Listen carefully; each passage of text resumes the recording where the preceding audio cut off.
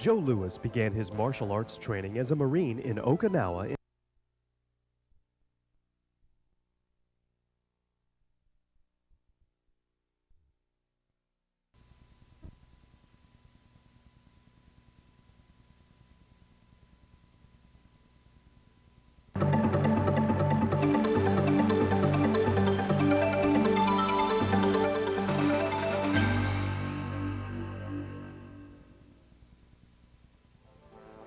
Joe Louis began his martial arts training as a Marine in Okinawa in 1964.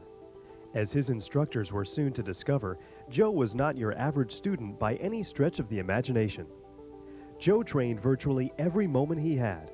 If lights out was at 10 p.m., Joe would wait until everyone was asleep and then sneak into the broom closet and practice. His standard was simple. When your entire uniform, including your belt, was soaked with sweat, then you were done training for the day. 3 months after starting his training, Joe was surprised when he walked into the school to find that his name had been moved over to the black belt level. Shortly after that, he left to train at another school, where he was promoted to black belt within 4 months.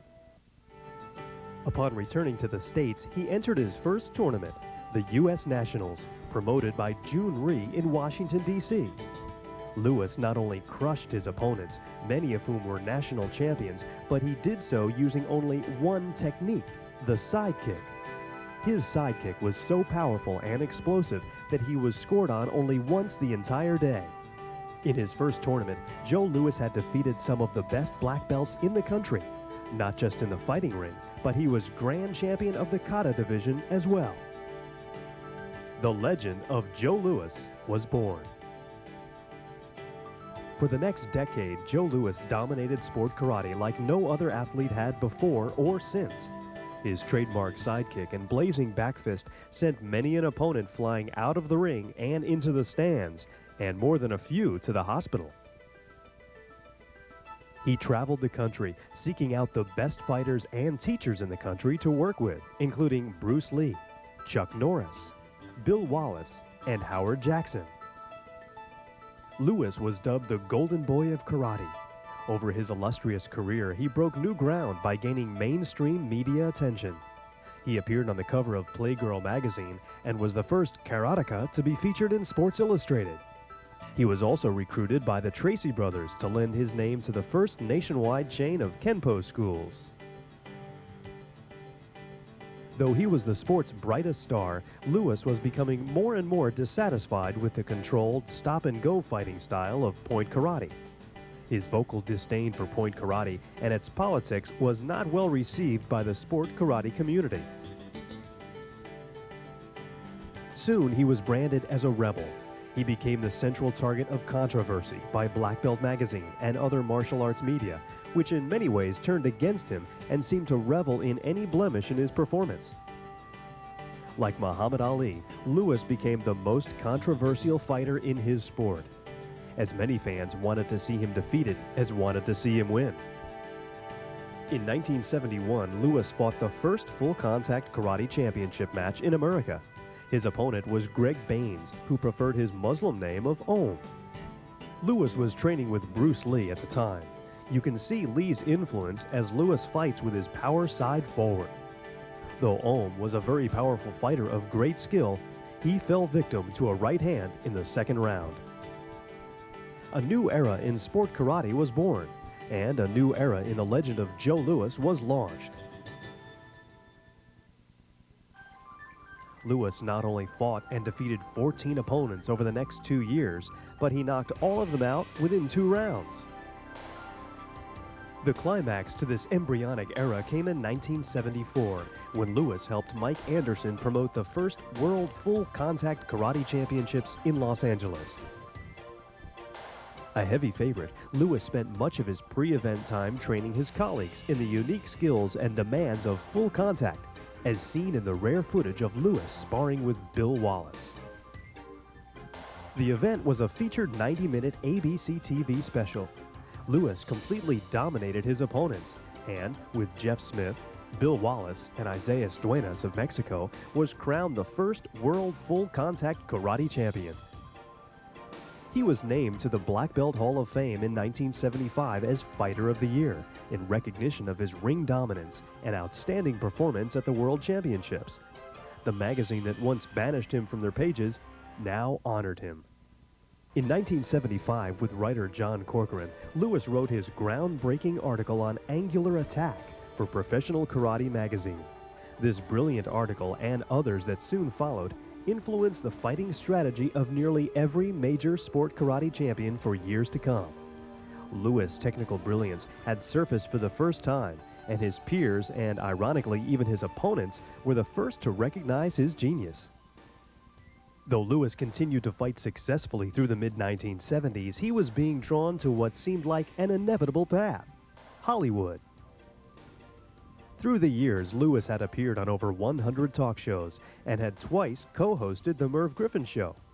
His movie star looks, powerful personality, and articulate presentation attracted film and television offers. He made 2 films while in Hollywood.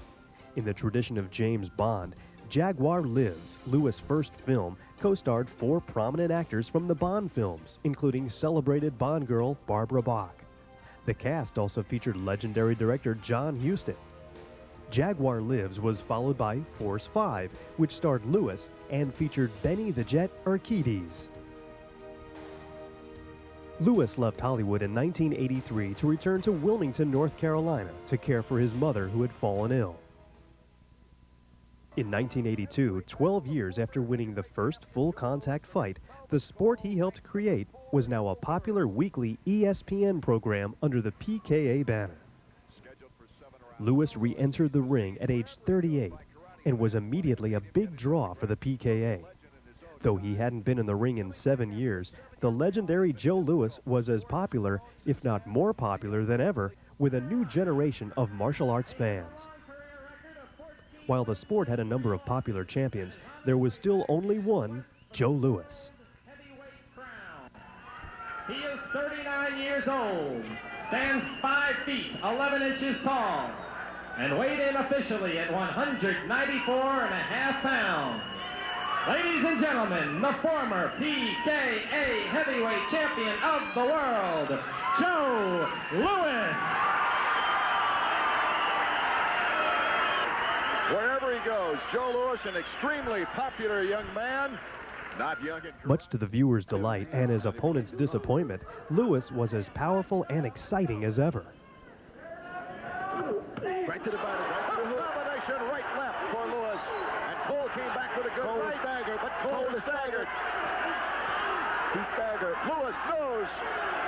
Can he polish him off? Louis is taking his time. Melvin has still got his facilities. Oh, a left hand, and he hurt him right there. There's the bell. Louis couldn't hear it. And Cole goes back to the wrong corner. Louis stripping him with a left hand. Listen to the crowd.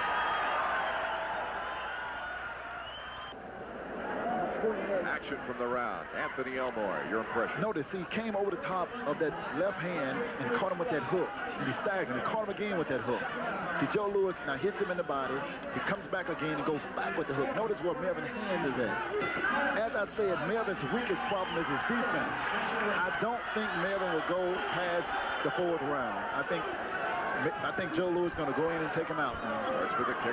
Notice he comes back with the hook again. He comes with the cook. Notice how big Melvin Cole's eyes are. How do you have it scored? Beautiful left by Louis that time. I got the fight right 30-28. Louis wants to finish him off, Anthony. Louis has exposed. See, he comes over the top again. See, Cole is gone right now.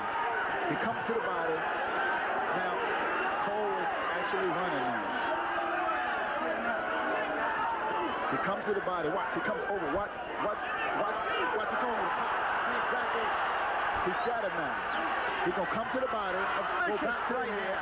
Vicious right hand to the body. And Bill Clark stops the fight. Louis says what? Another comeback effort. And Joe Louis, look at him up on the ring ropes. Shaking his head, yes. In 1984, Lewis moved to the Tampa Bay area of Florida and made a commitment to share his knowledge with schools around the country. In this new seminar career, Joe Louis had found his true calling, as a teacher and an educational leader. This was an extension of his earlier magazine articles, only now he was teaching his highly regarded technical principles in person. His success as an instructor of the highest caliber was recognized when Black Belt magazine again named him to its Hall of Fame, this time as Instructor of the Year in 1986. Watch this now. You're just going to palm a little bit. Sometimes I change up after I pause. Then I'm going to step in, see, weave a little bit. See, little jab, change up. Little pawn motion here, kind of calm me down. Step in, double slip, jab out, change up. Fire another jab, step in, boom, set up the whole movement. Everybody got it? Notice I'm in constant motion. Constant motion. He has received the highest honors the martial arts community can bestow. He was promoted to 10th degree black belt by a board of 10th degrees. He has been featured in Parade magazine, which reaches 38 million homes. And he's been named the greatest fighter in the history of karate in a poll of 20 of the world's top black belts, including Chuck Norris and Bill Wallace. Joe Louis' career has been characterized by the highest standards of performance, by a brilliant approach to his art and sport, and by a rugged individualism that set him apart from everyone else in the martial arts. In a global community filled with incredibly gifted black belts and athletes, Joe Louis stands out as the world's all-time champion.